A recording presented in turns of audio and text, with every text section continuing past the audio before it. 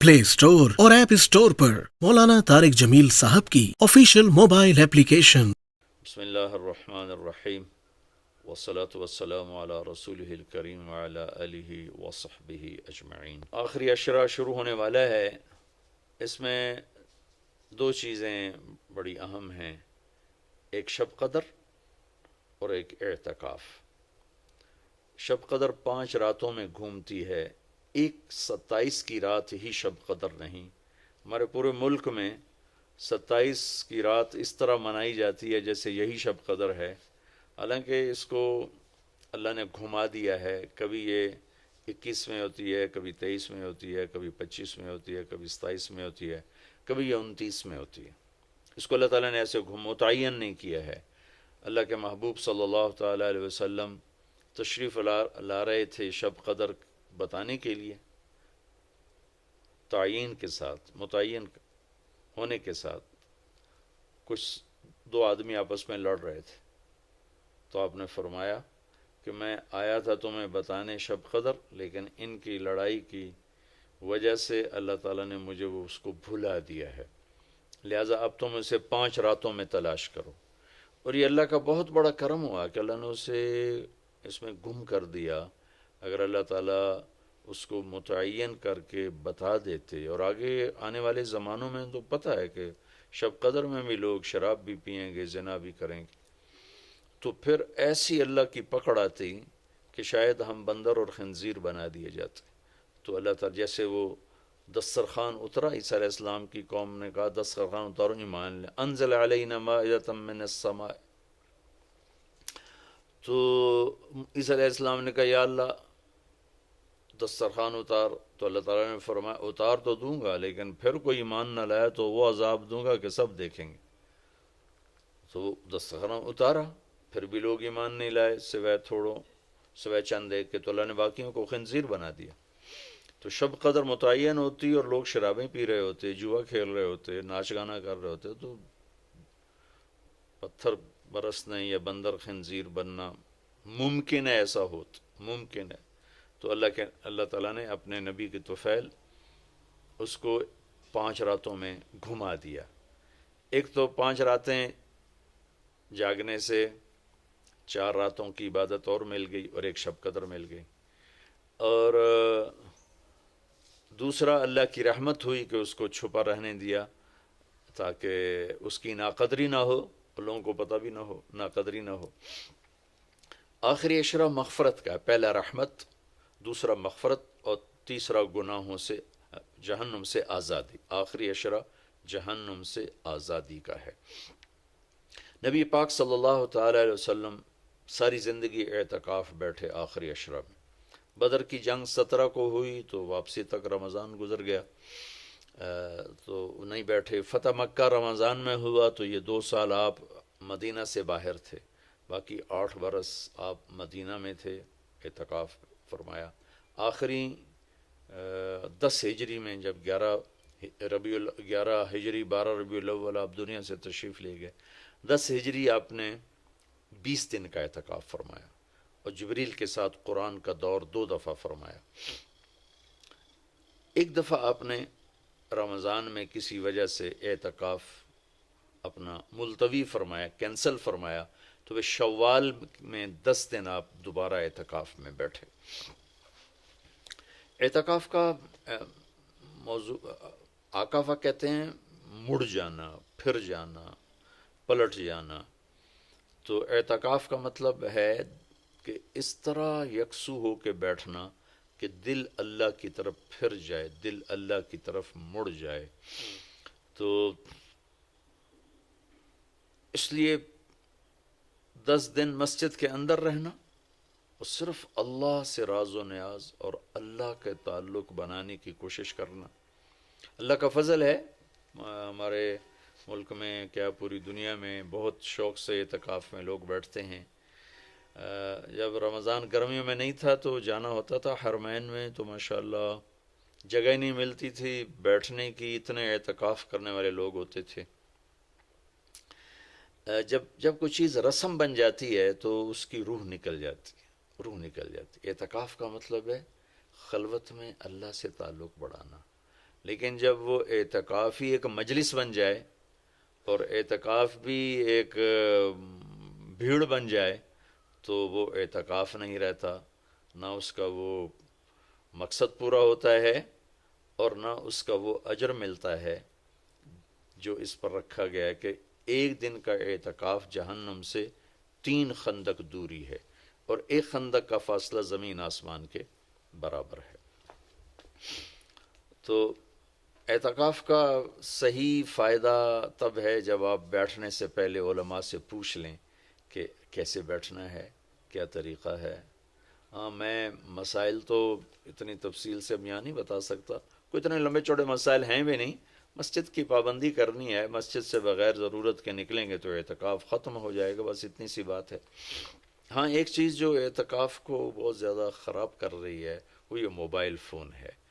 اب ہم چاہ رہے ہیں کہ ہمارا اور اللہ کا تعلق قائم ہو جائے، اور یہ موبائل نے تو زندگیاں خراب کر دی ہیں، نجی زندگیاں خراب ہو گئی ہیں، تعلق خراب ہو گئے ہیں، اور صحتیں خراب ہو گئی ہیں۔ بہت زیادہ اس کا استعمال ہے ہماری قوم میں۔ میں اتنا پھرا ہوں یورپ امریکہ میں، سوائے ضرورت کہ کبھی کسی کے ہاتھ میں موبائل نہیں دیکھا۔ یہاں دیکھو ہاتھوں میں موبائل پکڑ، 2 موبائل پکڑ کے چل رہے ہیں، کوئی کاروباری بھی نہیں ہے، کوئی بڑے زیادہ مصروف بھی نہیں ہیں، 2 3 موبائل رکھے ہوئے ہیں۔ اس قدر احمقانہ حرکتیں ہیں، گاڑی چلاتے ہوئے موبائل سنتے جا رہے ہیں۔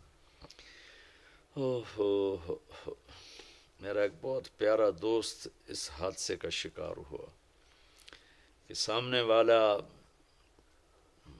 وہ یہ تو اپنی صحیح لائن پہ جا رہا تھا، وہ اس پہ چڑھ گیا، اس کا تو کھیل رہا، اور میرے ایک دوست قیمتی کی جان چلی گئی۔ تو ہمارے یہاں بہت بے احتیاطی ہے۔ تو کم از کم یہ 10 دن آپ مسجد میں جا رہے ہیں، موبائل گھر چھوڑ کے جائیں، لیپ ٹاپ گھر چھوڑ کے جائیں، اور کئی وہ ویڈیو گیم کھیل رہے ہوتے ہیں، بھائی تو اعتکاف نہ بیٹھ، گھر جا کے بیٹھ جا، اور موبائل پہ لگے ہوتے ہیں، لیپ ٹاپ ساتھ لے کے جاتے ہیں، وہاں کاروباری سلسلے چل رہے ہوتے ہیں۔ یہ کام تو آپ سارا سال کرتے ہی رہے ہیں۔ یہ 10 دن اس لیے فارغ کیے جا رہے ہیں کہ میں ہوں اور اللہ ہو، جب تم میرے پاس ہوتے ہو گویا کوئی دوسرا نہیں ہوتا۔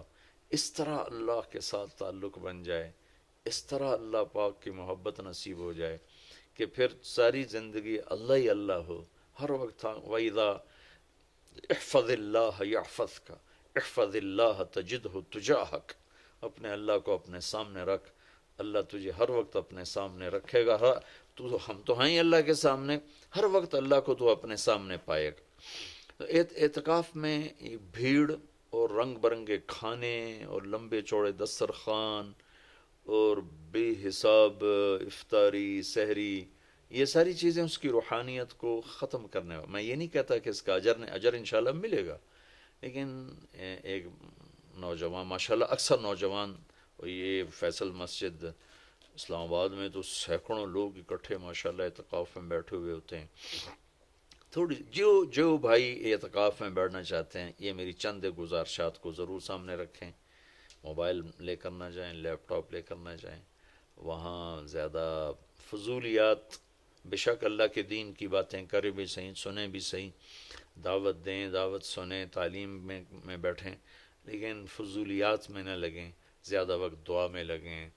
اور اعتکاف والے کے لیے یہ بھی ایک بہت بڑی فضیلت ہے کہ اگر یہ سویا بھی ہو تو اس کی عبادت کا ہی لکھا جاتا ہے، اس کا کھاتا، اس کا سونا بھی عبادت، اس کا کھانا بھی عبادت، اس کا وہاں آرام کرنا بھی عبادت۔ لوگ رات کو جاگیں گے تو ان کا جاگنا لکھا جائے گا، لیکن یہ اعتکاف میں سویا بھی ہے تو اس کا جاگنا لکھا جائے گا۔ اور 5 راتوں میں 1 رات تو شب قدر ہے ہی، تو انشاءاللہ ضرور نصیب ہو جائے گی۔ تو یہ چند ایک تھوڑے احتیاطیں ہیں، اگر اعتکاف میں برت لی جائیں تو ہمیں اللہ کا تعلق نصیب ہو۔ مستورات خواتین جو گھروں میں اعتکاف بیٹھتی ہیں تو وہ ایک کمرہ ہوتا ہے، ایک کمرے کو وہ متعین کر لیا جاتا ہے، اسی میں وہ رہتی ہیں، اس سے باہر نہیں نکلتی، اسی میں انہوں نے دن گزارنا ہوتا ہے۔ وہ 10 دن گزاریں، 3 دن گزاریں، جتنے دن کی بھی نیت کریں۔ اللہ کے محبوب صلی اللہ تعالیٰ علیہ وسلم ہمیشہ 10 دن کا اعتکاف فرماتے تھے، پر ایک دفعہ 20 دن کا فرمایا۔ اور اس میں شب قدر ہے جو لیلۃ القدر خیر من 1000 شہر۔ ایک دفعہ آپ تشریف فرما تھے اور آپ نے بنو اسرائیل کے 4 انبیاء کا ذکر کیا جنہوں نے 80 سال اللہ کے راستے میں جہاد کیا۔ تو صحابہ نے کہا بڑے غم سے، یا رسول اللہ ہماری تو عمریں ہی 80 سال نہیں ہوتی۔ تو اللہ نے اسی وقت یہ آیت اتاری، لیلۃ القدر خیر من الف شہر انا انزلناہ فی لیلۃ القدر وما ادراک ما لیلۃ القدر لیلۃ القدر خیر من الف شہر، کہ میرے محبوب ہم آپ کی امت کو ایک رات دیتے ہیں جو 80 سال سے زیادہ بہتر ہے، 1000 مہینوں سے زیادہ بہتر ہے۔ تو 1000 مہینے تو 80 سال سے بھی زیادہ بن جاتے ہیں۔ تو کوئی خاتون، کوئی مرد، کوئی عورت، کوئی بچہ بچی، بوڑھا جوان، ایک رات وہ 5 راتیں ہیں۔ آج کل تو ہمارے بچے سوتے ہی نہیں ہیں، ایسے وہ کمپیوٹر الٹے چل گئے ہیں کہ راتوں کو جاگتے ہیں، دن میں سوتے ہیں۔ تو یہ 21، 23، 25، 27، 29 5 راتیں اگر جاگ لیا جائے، کچھ قرآن پڑھ لیں، کوئی تلاوت کر لیں، کوئی ذکر کر لیں، کوئی نماز پڑھ لیں، کوئی دعا مانگ لیں، اعتکاف میں دعاؤں کا اہتمام کیا جائے، اپنے لیے مانگیں، اپنے گھر کے لیے مانگیں، اپنے شہر کے لیے مانگیں، اپنے صوبے کے لیے، اپنے ملک کے لیے، پوری امت کے لیے، پوری دنیا کے انسانوں کے لیے۔ ساری دنیا کے انسان، 700 کروڑ انسان ہمارے انسانی بھائی ہیں۔ ہمیں ان کے کفر سے نفرت ہے، ان کی ذات سے نہیں۔ ہمیں ان کے جرم سے نفرت ہے، ان کی ذات سے نہیں۔ ہمیں مشرک کے شرک سے نفرت ہے، اس کی ذات سے نہیں۔